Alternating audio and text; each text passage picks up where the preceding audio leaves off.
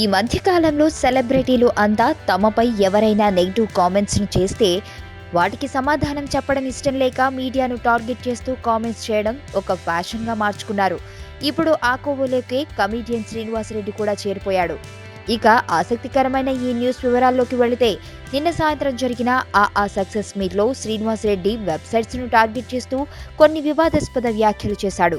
కొన్ని websites negative comments రాయడమే పనిగా పెట్టుకున్నాయని, ఆ సినిమాపై నెగిటివ్ కామెంట్స్ను వ్రాసిన వెబ్సైట్స్ను టార్గెట్ చేస్తూ ఘాటైన కామెంట్స్ చేశాడు శ్రీనివాసరెడ్డి.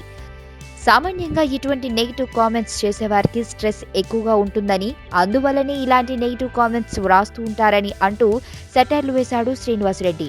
అంతేకాదు, ఇలా స్ట్రెస్ పెరిగిపోయిన వారు ఒక బాల్ కొనుక్కుని దానిని హ్యాపీగా పిసుక్కుంటే స్ట్రెస్ తగ్గుతుందని కమీడియన్ శ్రీనివాసరెడ్డి వెబ్సైట్స్ను టార్గెట్ చేస్తూ సంచలన వ్యాఖ్యలు చేశాడు. అయితే ఈ సక్సెస్ మీట్కు వచ్చిన మీడియా సంస్థ ప్రతినిధులు మాత్రం శ్రీనివాసరెడ్డి కామెంట్స్పై కోపంగా ఉన్నట్లు టాక్.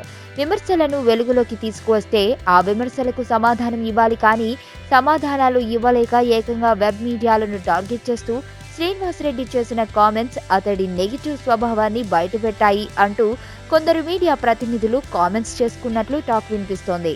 ఫస్ట్ టైం చూస్తాన్రా ఇలాంటి అమ్మాయిని. మనసుకు మనసు, జాలికి జాలి. ఏజ్కి ఏజ్.